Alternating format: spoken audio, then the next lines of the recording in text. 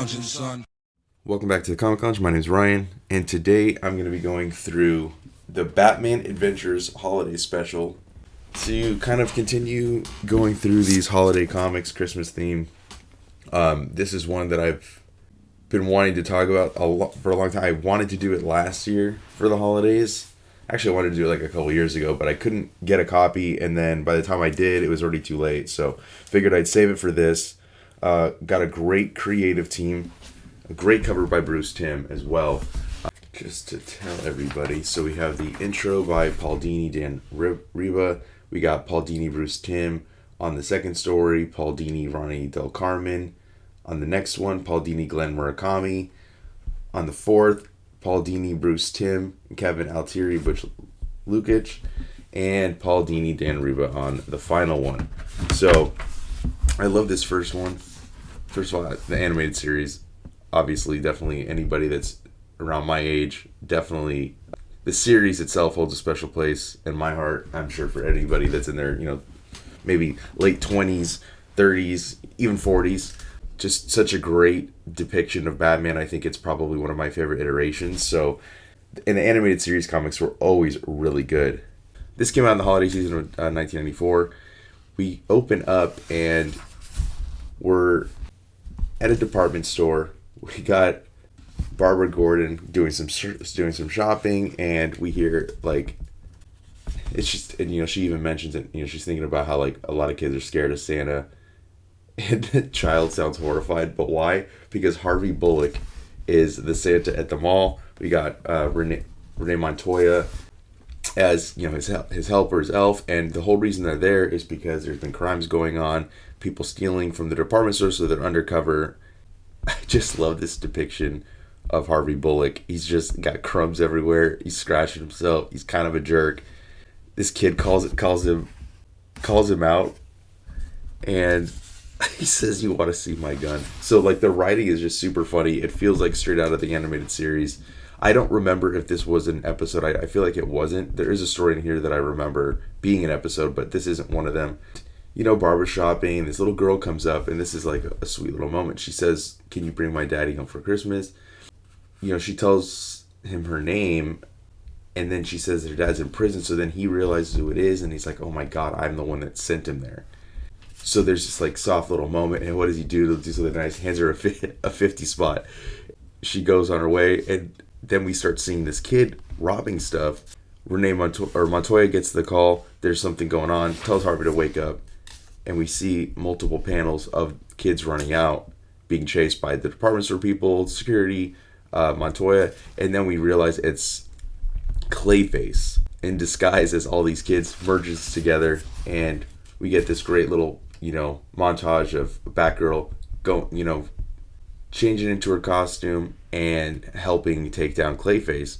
What's really cool too is that, and I love this, right before Batgirl comes, we get this really cool thing that you think would work mostly in an animated series, but they do it so well. How he's and then he shoots these clay things covering their guns. And I think it's interesting too that Batgirl happens to be the lead story in a Batman Adventures holiday special, but I really dig it. I love this depiction of Batgirl from the animated series.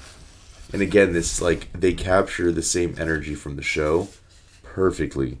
And I really do think, and I think I'm not the only one, but it's probably one of the most flawless depictions of Batman. I mean, from the voice acting that, of Kevin Conroy, Mark Hamill's Joker and Batman, and everybody that was a part of the show is just, I can't find anything wrong with it. And it's timeless too. It doesn't date itself. The animation's still amazing. And so as they take Clayface down, he gets electrocuted by this Santa and the Christmas lights, and he's knocked out. And Batgirl, goes off, and how Harvey has to dig at Clayface to get the evidence out of him. So cool little short story. That's another thing I like about this bunch of short stories. This is one I remember an episode of when Harley Quinn and Poison Ivy kind of put Bruce Wayne under their spell. And so for the most part, they want to get out there and make this the best Christmas ever. Bruce is at a Christmas party, and then all these women start fawning over him. He makes his escape, runs out, but as he's doing it, somebody comes up, gives him a kiss, and it's Poison Ivy. Now she's got him under her spell, and they proceed to take Bruce Wayne around town, buying stuff for them, and all the while you can see he's just like, the Batman in him wants to come out. His whole demeanor has changed. He's getting frustrated, and they're just going on a shopping spree, trying stuff on, perfume, jewelry, all this stuff. And she wants a Christmas tree, and Poison Ivy's like, nope. Great little couple panels right there. But you can see Bruce Wayne is getting angry and angry. Angry and angrier. And he says, I've had about enough of this. Oh, he's trying to fight the drug off. And as Harley's about to give him a kiss to kind of keep him under control, he falls through this elevator shaft. And that's where he's free. And we see the Batmobile pull up and Batman jump out. And as they're about to make their escape, they see Batman, and he comes in to stop them, but he's still kind of like, taking he's not at full capacity because of the drug. So I love this too, the expression on him. Like, definitely, again, they play a lot into like what you would see in an animated series and that you wouldn't see in a normal, regular issue Batman. And nice little wrap up, and they get taken out by the tree. This was one of my favorites too. This one was the Mr. Freeze story. He made his escape, and Batman asked why would he do it now, and he like this, this doctor's even saying like, he seemed a little off, a little weird, always asking questions about the weather. For some reason he wouldn't discuss. He just kept asking if it would snow by Christmas Eve. So Batman goes off to find it, and we get this little kind of origin of Mr. Freeze and how he became, who he was, and how his wife was dying from cancer, and even saying like his only reason for living is gone. Now he claims to be dead to human emotion, and he thinks that Mr. Freeze is basically calling this thing down. We see this mom and daughter walking down the street, almost get taken out by this reckless driver, and as Batman brings them off to the side, this little kid looks up and says, "Are you an angel?" And the way that they have the moon almost makes it look like there's a halo around his head. And the guy's pissed, calls his car a piece of junk, and Batman just yells at him, get some chains. Goes to the cemetery, and this is where we see Mr. Freeze. He's frozen one of the cop cars, and he's just continuing to create this snow, obviously for a reason,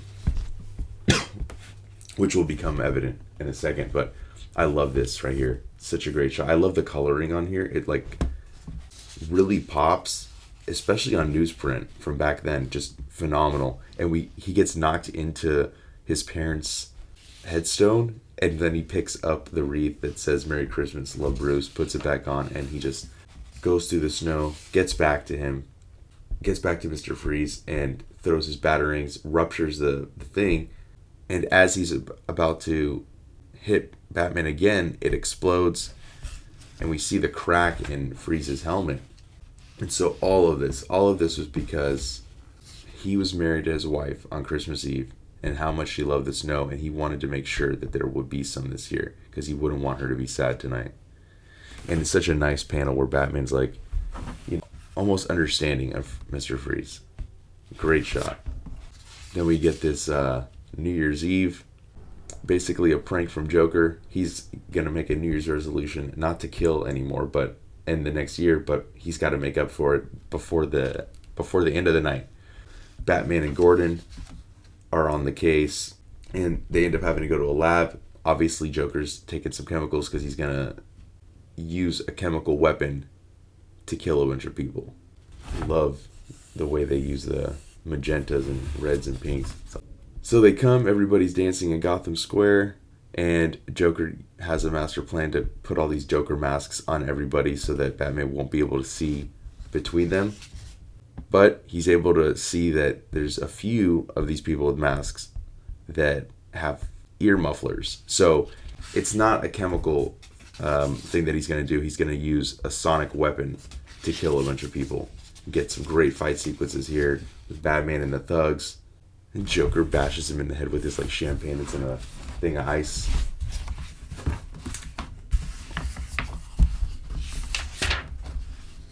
And then the countdown to midnight. Just so good. I love how the bell it traps Joker, and Batman just goes, ooh, kind of like that look in his eye. And then we have a cool little scene where Commissioner Gordon's at the bar, January 1st, and he sits down with Batman, and they get a cup of coffee. And here's hoping next year we'll be here to. Here's to survival, and hopefully we'll be doing this again next New Year's Eve. And Batman just says, hopefully. He dips out as Gordon's talking, but he makes sure to leave money for the check, and he even says, like, well, one of these years I'm going to beat you to the check. Happy New Year's, and to you too, old friend. Great holiday issue. Definitely highly recommend this if you can get this one. I know it's a little pricey. I feel like it might be collected in that omnibus they just did. Not entirely sure. Just this perfectly encapsulates what's so great about the Batman animated series, the Batman Adventures comics. So go pick it up, and make sure you check out the rest of the holiday episodes on the channel. Make sure you like, follow, subscribe, hit the bell icon so you're notified every time a new vid drops. And on that note, I'm out.